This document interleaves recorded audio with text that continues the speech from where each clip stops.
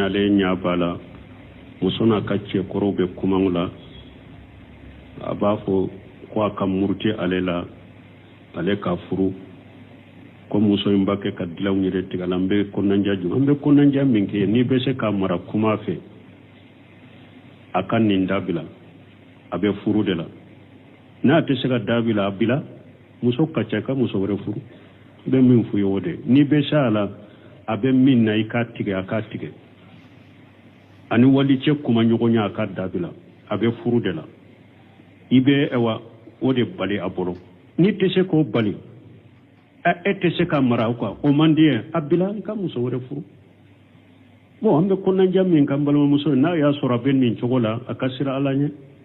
i furulen ko fe nin ce yi bilade na yi bila o ko fe i furulan ni na bo i furulen ko fe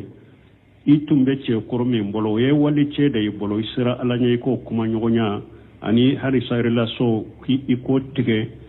ino woche ni furu bila ka tu ka furula ni furu tila fana jeya ni nyetiya lante fm ba fe ka bo ka furula ibeta yoro me kata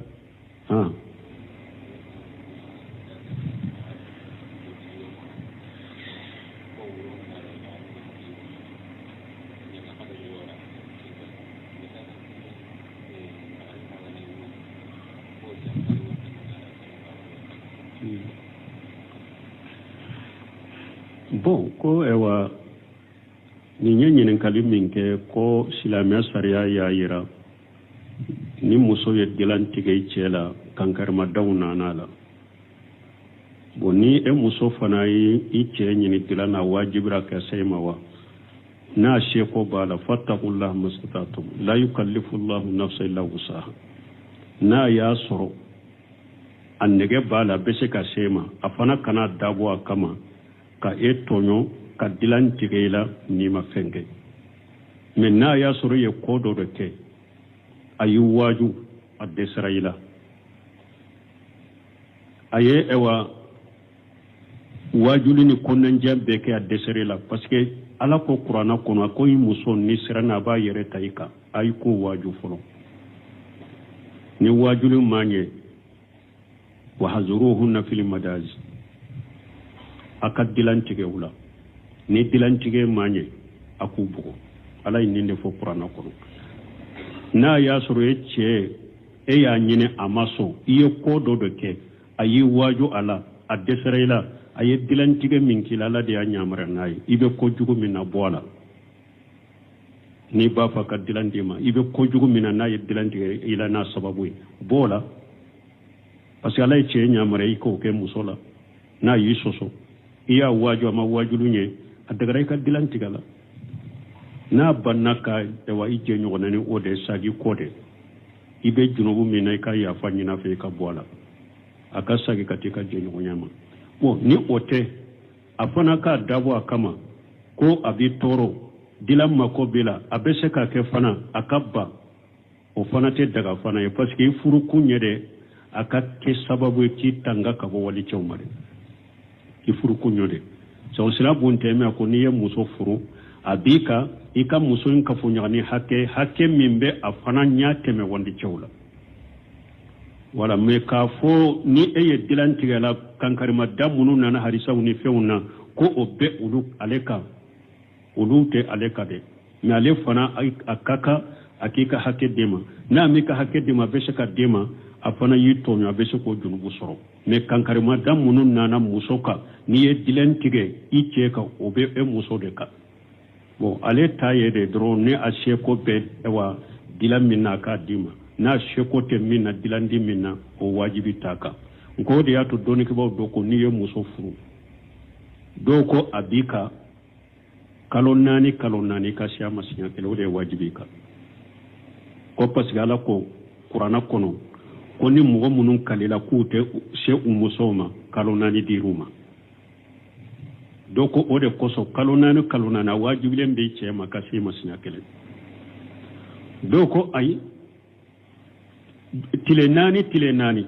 akashe matre kele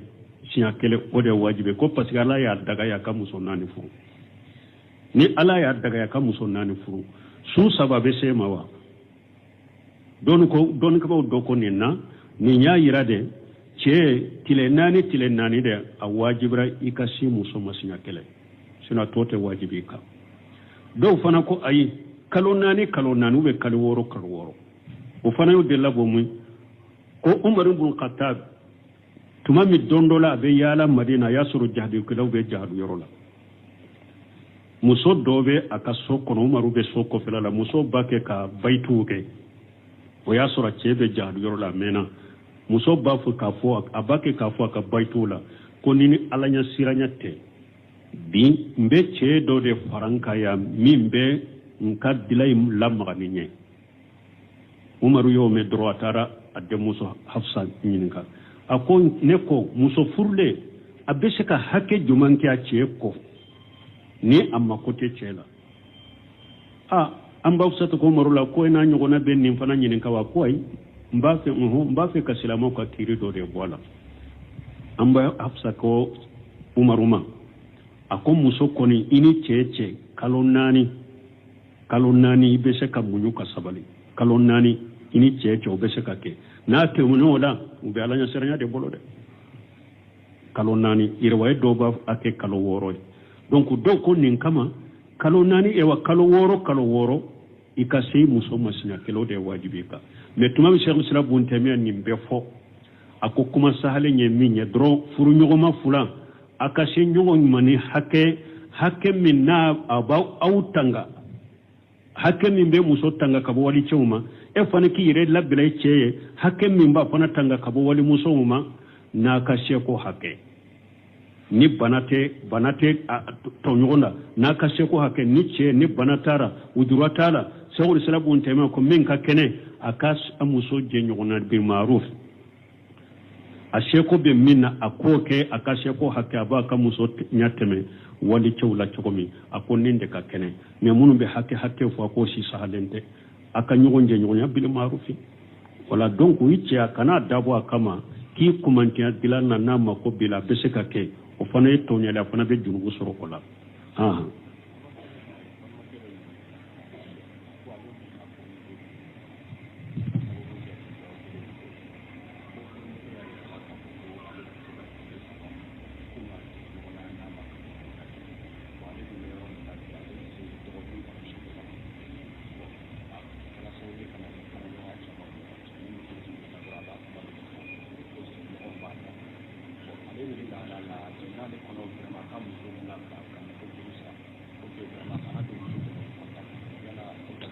tiala ne kan nunu fante no la bindegu nu tunya ni nyinin ka lu toy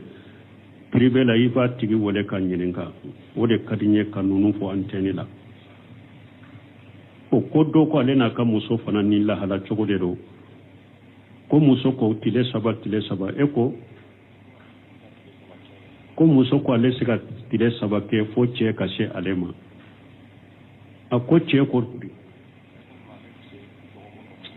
ko che ko do kono sinya kle vraiment ni nyinin kali jabu be ne de watiki kan ngole privé la quoi nunu na nyogona ka nyinin kali jabi anteni la fi kabuma wa alaikum salam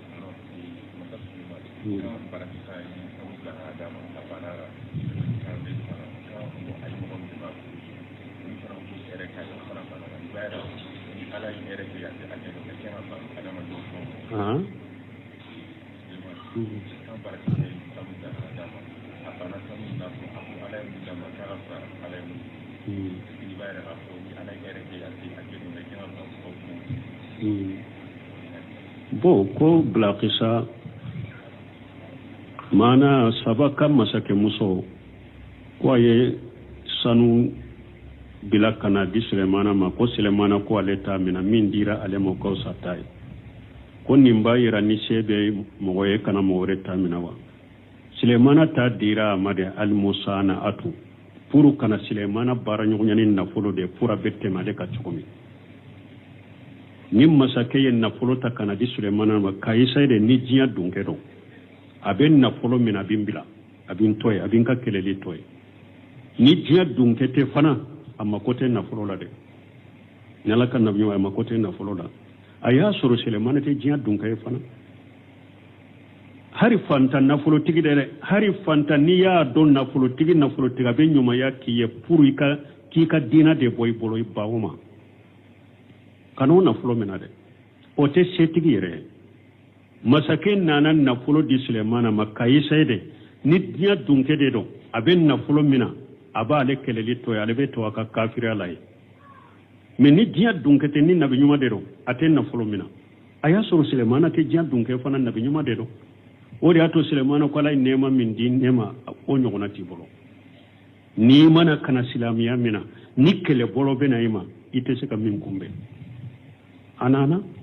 wala Sulemana drontoy bon mo be se ka ke setigi ni mo ya hadaya dima ali hadaya hadiyan ni mo yo dima karasa ye set ibe se ka ke setigi do ye men mo do bena kado do di ema I kanu koso ika kanu koso abena kanu do dima pour kanu be sinsani nyogonje chokomi uba fo ali hadiya bashi to mina nila ni yo mina ibe se ka atigi sara wala do mo do be se ka ke ni be se ka gere karasala chokomi ube kanu be se ka sinsi ni karasala ni nyogonje chokomi be hadiya ye ode se tigi ibata ka dama o ye hadiya de wala Sulemana banna minna o te se tigi doronyere hari fanta ni yere yado min ka deme sababu ye de ki ka dina de boy bolo o ube ka yimu jamala ki mudahana de furika ka dina yoro do de toye na fulen kama kanu na fulo mina la nyini wode wa alaykum salam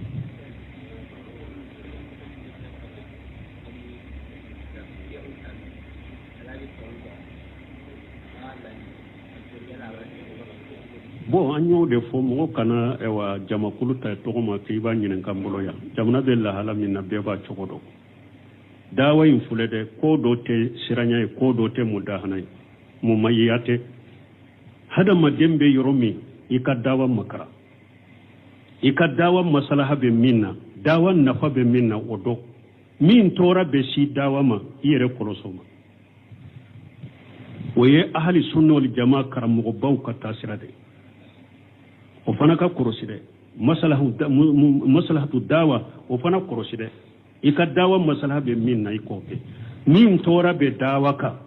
iko ye ko toy wote mudahana wote mumayay oye almudaratu buna hajar ko mudahana ni mudahana munafiqu de taywe mudaratu ye mu'minu tay nka cinya do ewa cinya do foli toy pour nka dawa maslaha kama ube nyere ka maslaha kama ninyen nin cinya info ube ninyen nin info inte nyere toro bala a toro be si nyere kuma ube a tora be sen kan na foloma ube ninyen nin ko su fo nin chola a tora be sen ka dinama nkan nin ko in toye a fo chogo be dobe nka toye nka bila domi ni ala ya Kenya be se ka fo fitina tala balo tala tora tala nyere ma tora tara ndi wi ba fo chola Sheikh Salu Fawjani ko ako cinya kuma fule ni ya fo wakati la fo wakati te menye iya fo la halala manka fo la halaminna ube iya fo chogola amanka fo chogo minna ako cinya kuma de na be cinya lidege o de ato ne ba fo karmo baw ka kitabu anu ka doni ayesa ki ka tuma de cinya kuma yere de ako ni ya fo wakati la fo wakati te menye ube iya fo la halala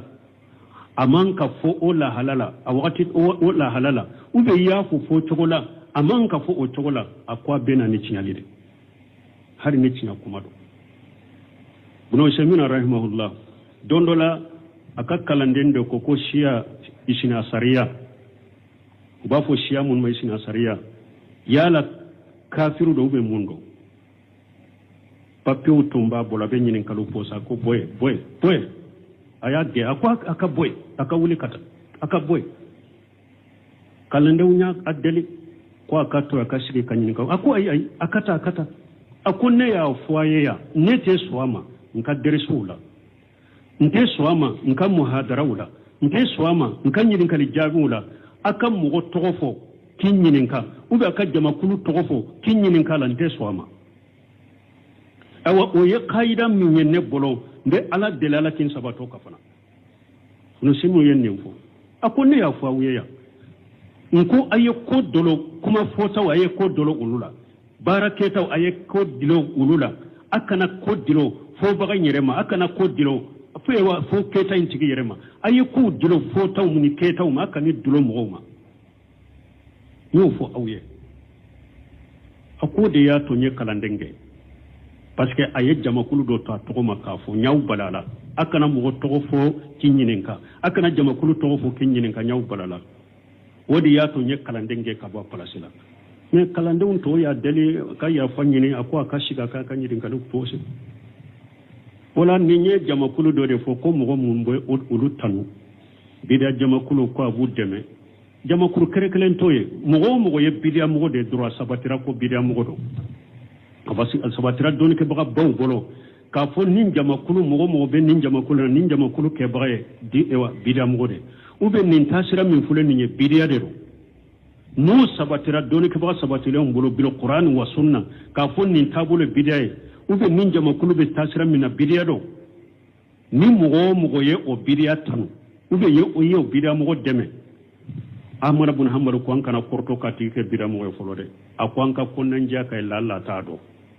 uya ahmara nyininka mo do be abe bidia mo tanu aba je nyonya yala nkani bidia mo imbeke kelenyanku be gosini bere kelenya waka ke bidia mo akolla akwa kana korto folo de akwa aba tigin ne shi ha folo ka kunnan jiya kai la Allah ta dore na ya nasiha ayi kunnan jiya kai ka hujau juwaka hari bi ama dabila abe bira mo intanu aba nofe wala bira mo do aba tigini bira mo beke kelenya abu be borini be sokole bira mo de wala am fana bode fo nimbe bira mo tanu ube abe bira mo de nofe abu deme kunnan jiya kerai ayame hujau joraka ayume amaso afane bidam mo de kuma tigi nyoko saka bumbaji nyin kara wala akat derso dola fadilul islamika amhamru ibn wahab ka kitabu do be fadilul islam abo sarahula uko yala mo min be bidam mo tanu amba jate bidam mo ko nam yulhaq bihi ako amba tigi konte bidam mo mais ahmada tay ko fe ahmada tay nunun ko fe de kan ne shi hakaye ka hujaw joraka hari be mabila abe bira mo tanu abe bira mo deme wala abe konte bira mo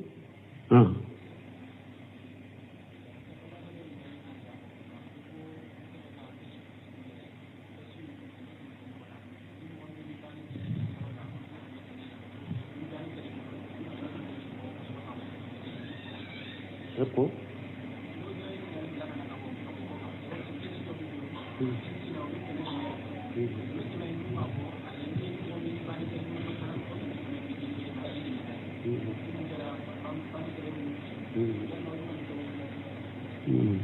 bo ko mo do ulu beje ka keme de bo ka do kesila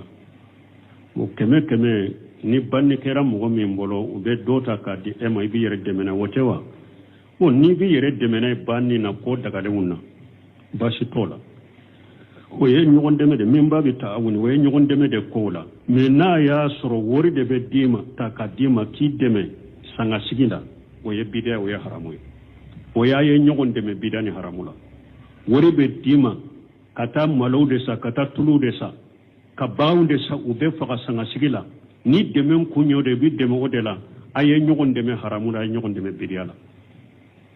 amme fantande ye kam go bana hari mo yin ka janaja ko aka korobia munum be mobile munum bata ube akolina kasanke ko ni few bo luna nyogona yere sete donc luna nyogona bidde meni ode ebe se ko lunya na bo chogome bashi tola nube dota worila ka dima banni kere boleki yere de mala de menay ni ko daga le mundela bashi tela wala me nubu deme sanga sigi indela ka dumunu tobi mo kana sigi su kono ko du sanga sigi la o ye haramu ye nyogon deme dumunu yadala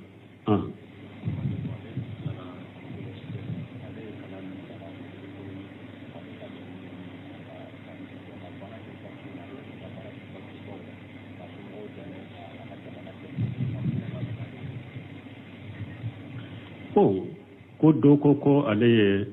économie de kala ka barake banki bawla bo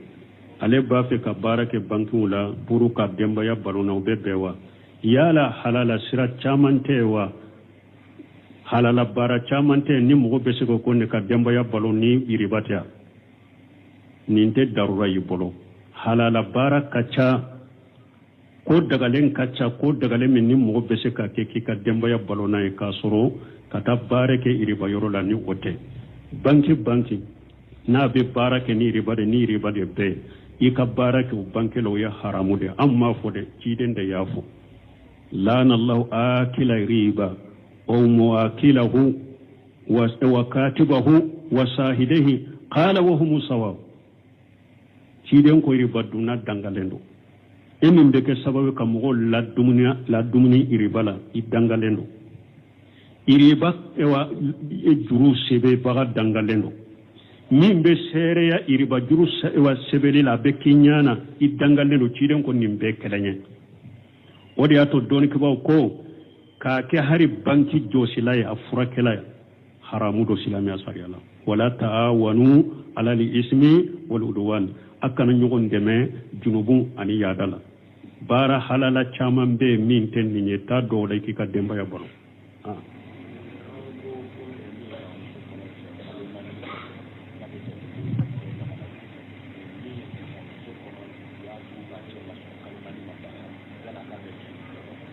katu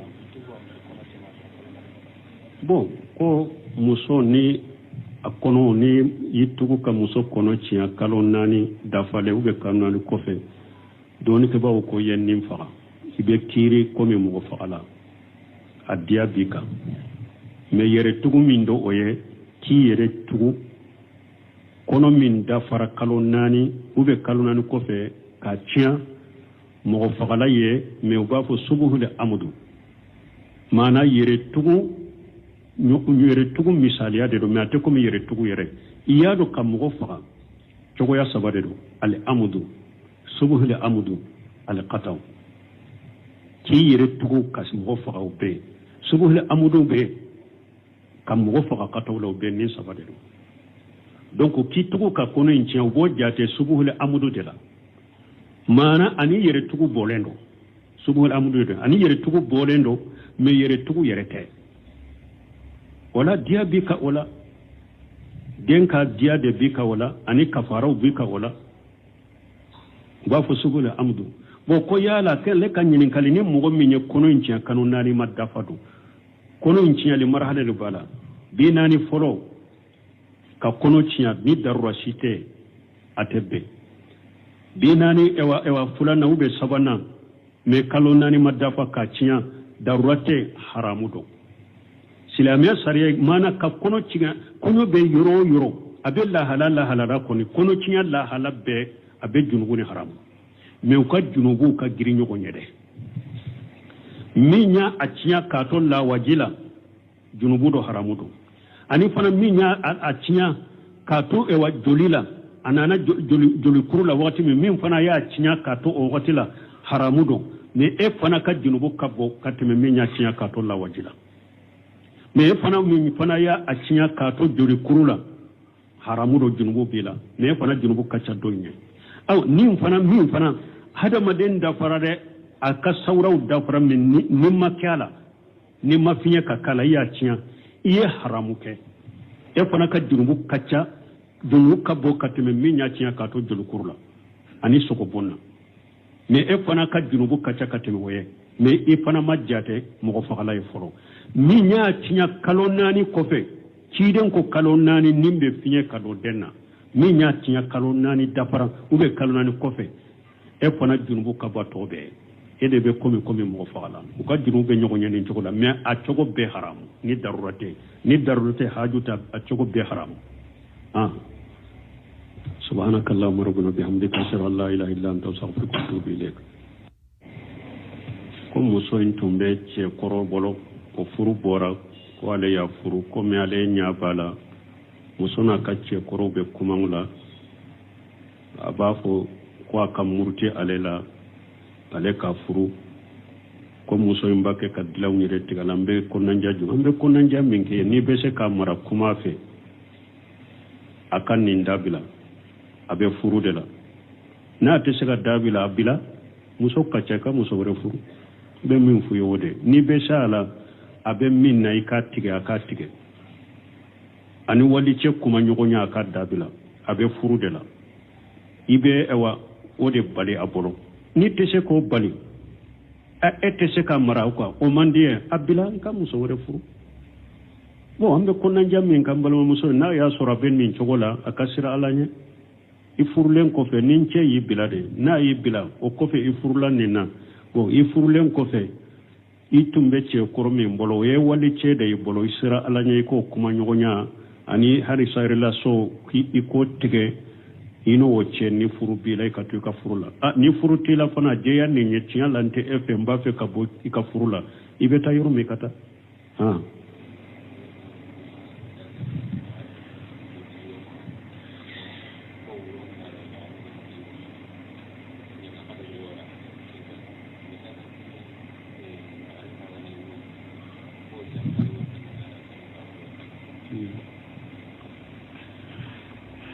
bon ko ewa ni nye ɲininkali min kɛ ko silamɛya sariya y'a yira ni muso ye dilantigɛ i cɛ la kankarimadenw nana la bon ni e muso fana ye i cɛ ɲini dilan na wajibira ka se ma wa n'a seko b'a la fattaqullaha mastata'tum la yukallifu Allahu nafsan illa wusaha n'a y'a sɔrɔ